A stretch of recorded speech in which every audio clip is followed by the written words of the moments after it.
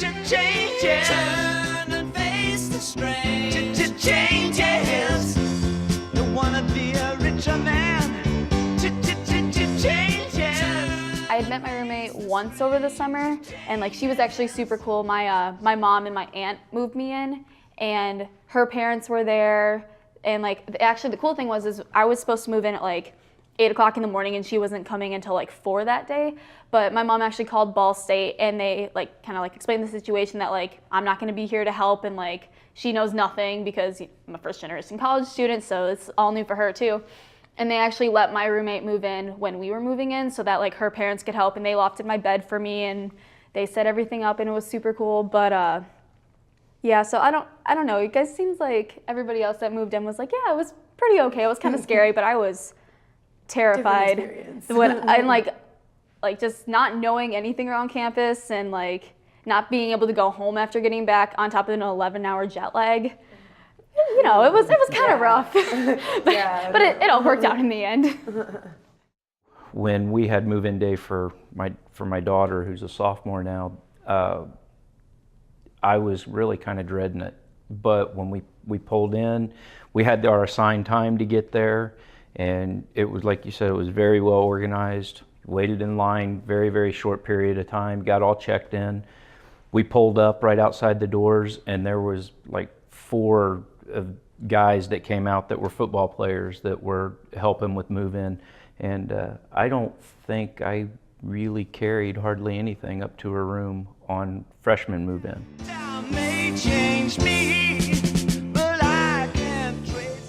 Because there was multiple times, gosh, I'd be bawling 3 o'clock in the morning, and I was vulnerable because I missed home and I missed my family. But I even remember one time I called her and I told her, it was like a Wednesday, I was like, you got to come pick me up, I got to come home.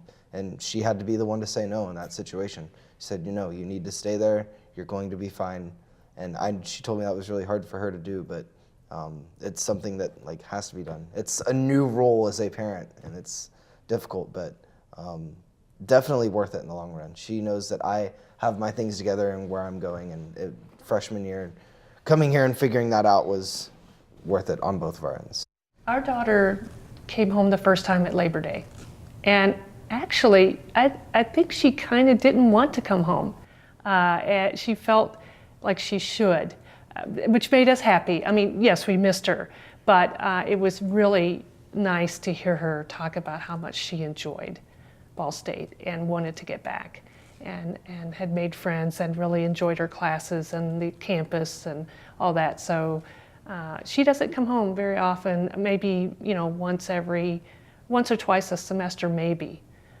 But that's good. That's good news.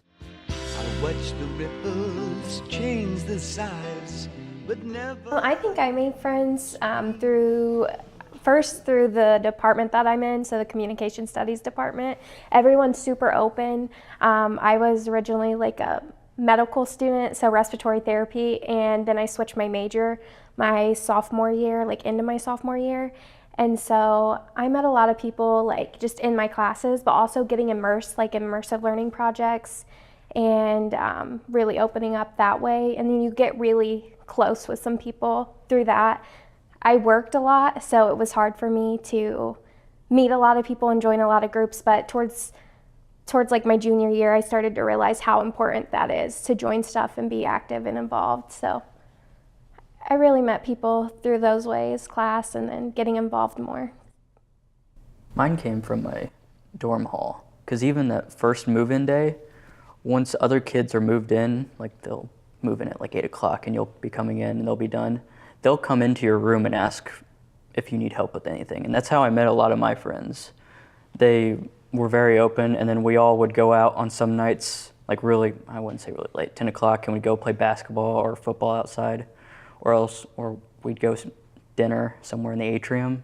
It was actually really nice to have our little wing in the dorms. So That's really similar to something I did too. My roommate and I are like not attached to the hip, but like we're really, really close. We were friends in high school and like we got closer rooming together. And you know, like the first week of college, everyone's got their doors open and everything. And so we spent like one afternoon, we did early move-in. So the next day we just kind of like walked all the way down the halls and we're chit-chatting with everyone. And so we're still friends with a couple people down the hall and we have our little squad. And so we did that. And then I've joined some organizations and stuff. So just getting involved is really important.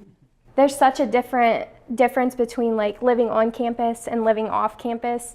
It's crazy to see like you guys live in the dorms your freshman year. I lived at home for a little bit of it, and then like I felt like I didn't get as much of a chance to meet a lot of people also with working, but it was still rewarding because it pushed me to get out of my comfort zone and join the clubs because I didn't have the easy access to meet people through the dorms. I think it's very, very important to tell our students to not be afraid to try things. And that made a world of difference for my daughter. The first week she was here, she auditioned for Ball State has 5 amazing a cappella groups, and she auditioned for them and got in. And she's in a co-ed group, and she has met so many different people through that experience. She's also a member of the honors program, and again, lots of different experiences, and she had to work for that. She had to apply for that.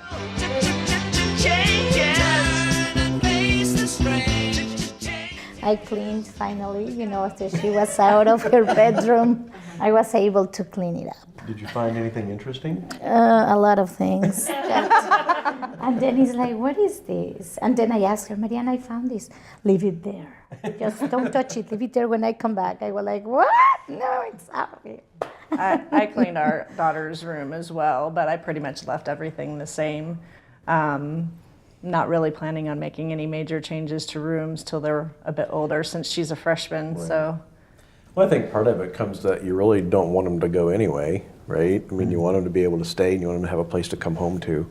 And if you have the luxury of being able to keep that room as the temple, if you will, right, and keep it intact, then I think that hopefully that makes them feel more comfortable about coming home if they want to.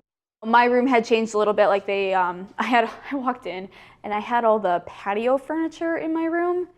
Like it was set up really nice and it's actually kind of cute, but like, you know, because it snowed and she didn't want it ruined. So like I had like a coffee table and a couch and then like another little table that apparently my brother did homework at. And my mom also pulled out my all of my bedding from like my middle school ages because she decided that she liked it better than my current bedding.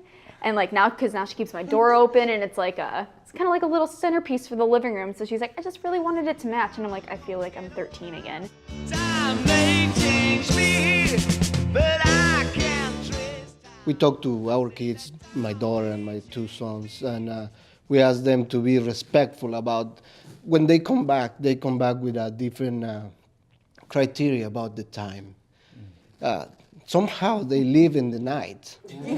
And they watch TV, they listen to music, they do laundry at 2 o'clock in the morning. And well, there's people that need to wake up and go to work pay for everything at 5. So you need to keep that in mind. So you need to be aware that for us, the life goes on in the same pace it was before, that we have to wake up at early in the morning, we have to go to work, etc., etc. So, yes, you love them coming back, but they have to adapt also that it's not their life in campus back at home. It's your life has to be adaptive to our life. It's not going back in party and everything, going out at high in the night and coming at 2, 3 in the morning, or calling at 2 or 3 in the morning to let me know that you're out. I know you're out. I haven't been able to sleep because you're out.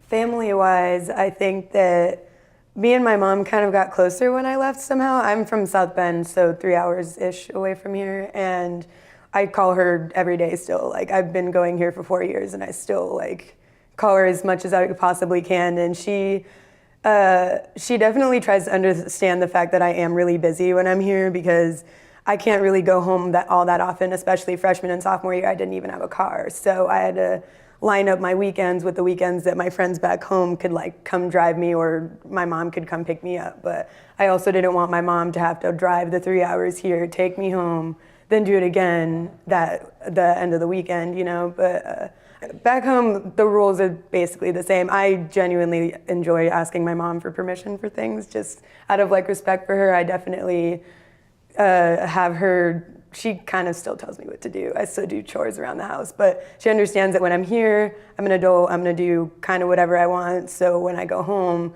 she still, like, I ask her for permission, but she still lets me do whatever I want, basically. Like, it's more of like a common courtesy type deal. And I don't know, she understands that because I'm busy here, she tries not to call me as much. Like, I'll be like, Mom, I haven't talked to you in a few days, why didn't you call me? And she's like, well, I thought you were gonna be busy and I didn't wanna bug you. I'm like, no, like, call me. If I'm busy, I just won't answer and I'll call you back later, you know? But we have pretty good communication still, even after like being busy, having all of these things that I'm doing, you know? I feel like my mom wasn't too bad. I text her like all the time. I call her whenever, FaceTime her whenever. My sister was kind of funny. She's 5 years younger than me. And right as I moved in, she was like, I miss you so much. I miss you. Oh my gosh. And then like a couple months later, I would come home and then she's like, you don't really live here anymore. Like I'd be like, I'm home, or like, I'm going to do this, or like whatever. And she's like, you don't really live here. I'm like, Savannah, it's still my home. Thanks. like total shift. So I was like, okay, I see where I stand now. All of a sudden you're like a guest at your own home. You're like, I did live here. This is still my home. So the days float through my eyes, but still the days. I'm first generation, and my mom and I really butted heads a lot over the summer before my freshman year.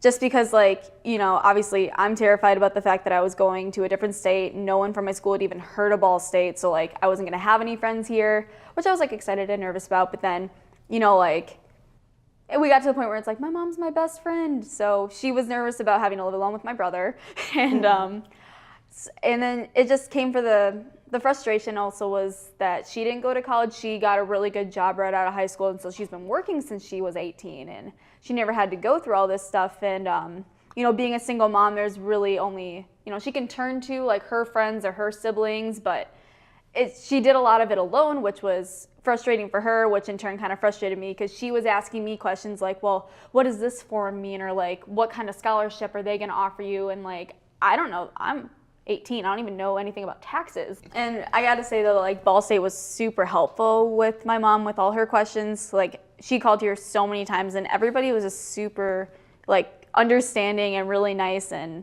I mean, I don't think she has really many questions now. Like she'll be totally ready to do it all again with my brother in a couple years. And so I think that was just really special, because like we both grew in a sense. Like, you know, she's not coming to college, she's not getting this experience, but she definitely, I feel like she grew as a parent, you know, and like in her confidence in being able to send someone to college, because like I said, it was just like kind of rough for a couple months, but you know, now she really, rather than like freaking out when she realizes there's like another form I have to fill out or something else is going up that she gets from the school, like she's like, I got this, or I have the number I can call if I don't got this.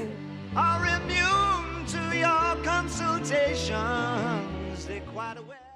I think my advice would be to trust your student, all parents, trust your students, and let them talk to you and listen. I think that's real important, that we as parents listen to our students. Use this time to find out who you are. Yeah. That's what college is pretty much about. Yeah, nothing's set in stone, and it's fine to change things. Yeah, definitely. I agree with that 100%. College is about finding out who you are, especially freshman year. Like that is super important, because I came in as a journalism major with a minor in jazz. Like just this is what I want to do, I know. And then by the end of the year, I changed both my major and my minor. I'm a business major now with a Spanish minor, and I know exactly what I want to do. But final advice to parents would be to be that support structure for your child or children coming to college, but let them find them, because this is their first time going away from home and that environment and really choosing what path or who they want to be in life.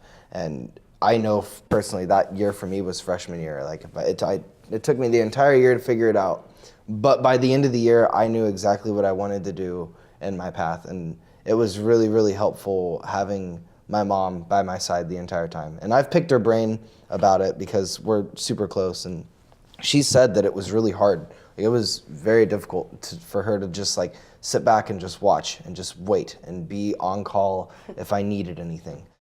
You just have to let them live their experience. I think, we have 3 kids, this is the last one, and all of them have had a different experience, and it's their own life. Like parents, be quiet, respect what they are doing. Sometimes it is not easy to do, and sometimes you see they are not doing the right thing, but this is their moment, this is their life, and if you need us, here we are. You can do it. It's like we cheer them up. But I think there's a moment that you just have to let them go, and they will find, we always hope that they will find their way, the right path in life. I agree. And a little hope, a lot of prayer. Yes, a lot of prayers. And they did listen. And as I've been told by my elders, a lesson learned sometimes is better than a lesson told. That's right. Yes. That time may change me, but I can't